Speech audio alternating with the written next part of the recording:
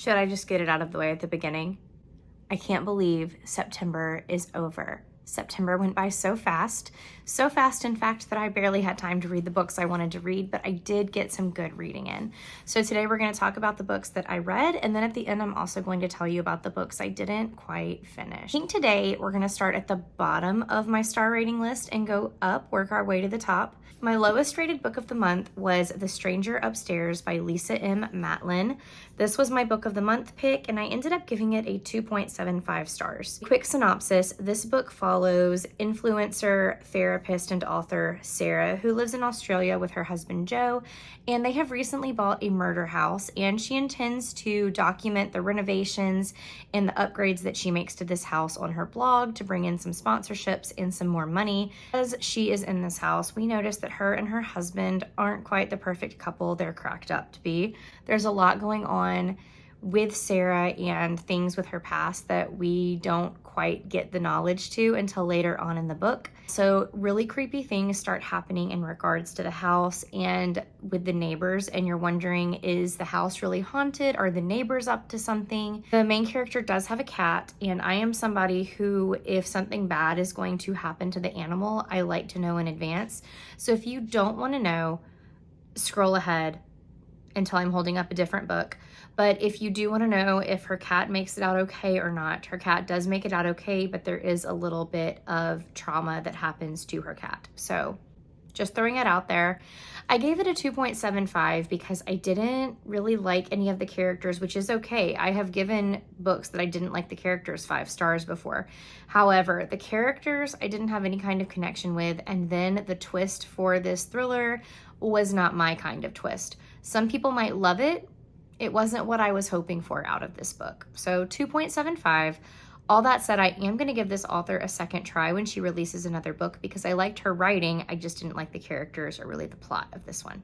Good news is everything that I talk about from here on out is a 4-star or up. Next up, from my library, I checked out One True Loves by Taylor Jenkins Reid. This is one I've been meaning to read for forever. I ended up giving this one 4 stars. This book follows our heroine. Her name is Emma, and she is the daughter of bookstore owners, and she has an older sister. We follow Emma as she falls in love with high school with the swim captain, and his name is Jesse. They fall in love, they end up getting married, and they really have quite a perfect life together. But this all changes when the day before their very first wedding anniversary, Jesse goes off on a job assignment and doesn't come back. Nobody hears from him, nobody can find him, and after a while of searching, Jesse is presumed dead. This is obviously quite a shock to Emma, and she has to move on through her grief. She has to make peace with the fact that the husband that she loved and was planning on spending her life with forever is gone. She puts in the work, she deals with her grief, and she does move on. Years later, she falls in love with somebody else. This all comes to a head when Emma and her fiance are out with her family, and she gets a call from her presumed dead husband, Jesse. And so the rest of the book is Emma having to make what seems like an impossible decision. Does she leave her fiance for the husband that she lost? Or does she leave her husband, who has been through so much, for the new man in her life? This is a book about moral, emotional, ethical dilemma. Like, put yourself in that position. What would you do? And I think Taylor Jenkins Reid did this so masterfully, but I gave it a 4-star because I just think that the way things were resolved in the end was almost too easy for Emma. Not because of Emma making the decision, just because of outside circumstances. So I loved this book. I love every single Taylor Jenkins Reid book that I've ever read, and this is one that I highly recommend. It's from her backlist that doesn't get talked about quite as much as like her Daisy Jones and the Six or Evelyn Hugo's, but this one was well worth the read. Next up with a 4.5 is the book that I read that was the reason why I feel like my reading month was slow, and that is Queen of Shadows by Sarah J. Maas. Like I said, I gave this 4.5 stars. It was so incredibly good. Definitely my favorite of the series so far. This is the 4th book in the Throne of Glass series, and we're really in the midst of epic fantasy right here. The first 2 books, y'all have heard me say it before, I just felt like we're juvenile, we're cheesy, we're not well written. I could not stand the main heroine, but by this point, I actually like her. Characters who have not met each other are finally crossing paths. There's some really dark magic. There is epic battles.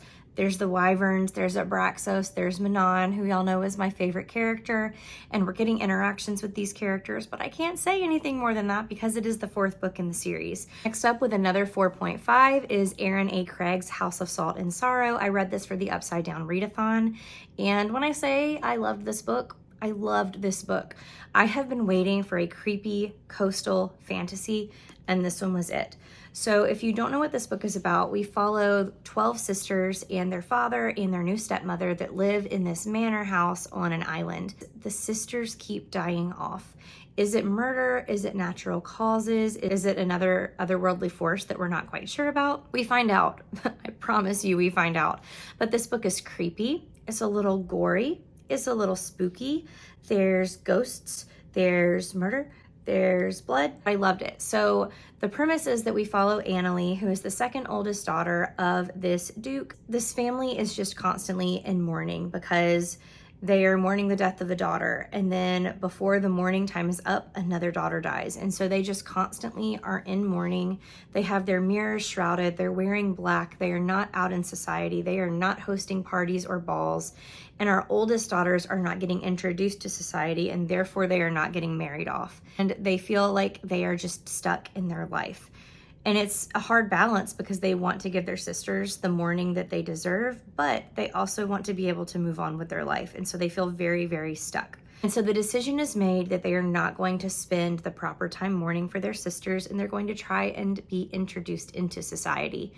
However, this doesn't really work because now society thinks that they are cursed and they want nothing to do with the sisters. Now they're afraid they're never going to get married and they're going to die old spinsters. You know, you get the drill. Kind of Bridgerton-y, right? They discover this secret passageway that leads them to other realms, other kingdoms, other palaces that host balls and have no idea who they are. So every night, these sisters sneak out and they dance the night away to their heart's content. And that's why it's a 12 Dancing Princesses retelling. But weird things start happening. There could be more deaths that happened. There's some nightmarish things. And we're trying to get to the bottom of what is killing off the sisters. It took a turn that I was not expecting. You are constantly asking yourself whether or not you trust characters, whether you trust setting. And I really loved it. I cannot wait to get my hands on House of Root and Ruin, which follows one of the younger sisters in the story, and finish it up. But I ended up giving it a 4.5 and not a 5 because the conflict was 350 pages long and it was intense and it was scary. And then I felt like it just wrapped up really, really fast, but it's well worth your read. Even though it's YA, which is not what I typically read, this one, it does not matter what age you are. Pick it up, read it, get spooked, get happy. Last but not least, I finished this at the very beginning of September, and that is Divine Rivals. 5 stars, one of my favorite books of the year, and I wasn't expecting it to be. To be honest, I don't love the cover, and I feel like a lot of people do, and that's what put me off from reading it. But then it kept getting hyped, and then my friend Hope suggested that we buddy read it together, and I had a blast talking back and forth with her. We would read like 5 chapters at a time and then catch up on what we were thinking and feeling and predicting, and it was just a really good time. This book is so unique in terms of a fantasy. So we're following this world that kind of feels like World War II times. There's tanks and technology and electricity, but it's set in a fantasy world because the war that's going on is between the gods. The setting is magical. I remember one of the first words in the first sentence is petrichor, which it's one of my favorite words. If you've never heard it, go look it up. The setting is just stunning. Rebecca Ross's writing is beautiful, and the love story in this book melted my heart. So we're following Iris, who is kind of on the poorer side of things in this world, and her brother has just been called to the war. The gods can kind of call people to fight on their side. Iris is really close to her brother, so this makes her very sad. She promises her brother that she is going to finish her education, but sadly that doesn't work out, and Iris ends up having to quit school to find a job, and she becomes a writer at a local newspaper. And it is here that she meets her rival, Roman Kit, who is up for the same columnist position that she is. Now, Roman is from the opposite side of the tracks. His family is wealthy, they have money, they are provided for, and These two form an interesting like frenemy relationship. There's some fun office banter that goes on between them. I really liked the beginning of the book where we are seeing their kind of workplace dynamic. But as the book progresses, Iris ends up becoming a war correspondent to go and report on the front lines at the war. There are these magical typewriters, okay? There's not many of them in the world, but Iris happens to have one, and she is writing letters to her brother. She doesn't think that he'll ever see them, but she slips them into this wardrobe and they get taken somewhere. To Iris's surprise, she actually receives letters back from somebody else who has a magical typewriter. And a love story blossoms, blooms. It's lovely. It is so sweet and pure and innocent.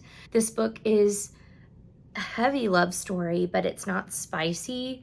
And like, I would feel comfortable if I had like a teenage niece recommending this book to them. You loved this book. I cannot wait for the second book, and it comes out so soon in December, and I will be getting it. I really hope Book of the Month does it as an early release so that some of us can get our hands on it before Christmas. That would be magical. But yeah, if you haven't read Divine Rivals, please read it. Iris and her love interest are now my favorite romantic pairing in fantasy, and I can't wait to see where they go. Let's talk quickly about the books that I didn't finish. One of them is a middle grade audiobook called Whispering Pines, and I put this one down and just didn't finish it, not because I didn't want to, but just because I was trying to get too many things done in the span of too little time. And this is a middle grade that's kind of like X-Files meets Stranger Things, and I would like to finish it at some point. It's on Scribd, so it'll be easy to just pick back up and listen to when I need an audiobook. But that's the first DNF I had. And then the other two are actually for one of my in-person book club picks. And so the first one is The Dog Stars by Peter Heller. This was kind of an apocalyptic survival story focusing on a man and his dog.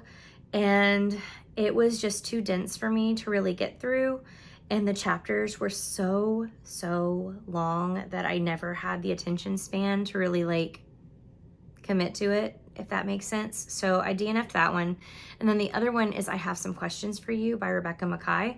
I actually got decently into this audiobook, but I really didn't like some of the things going on with the main character / narrator, and so I ended up putting it down because it was putting me in a weird headspace, and sometimes you just have to do that to protect your mental health. So that's what I read in September. Did we read any of the same books? If so, let me know. If not, let me know what your favorite book that you read in September was. Thank you so much for following my channel and being a subscriber. And if you're not, you can always click down below and become one so that you can see more bookish content from me. Please leave a like, please leave a comment. I love interacting with you guys down there. And as always, my social media is linked in the description box below. I will see you in another one soon. Bye guys.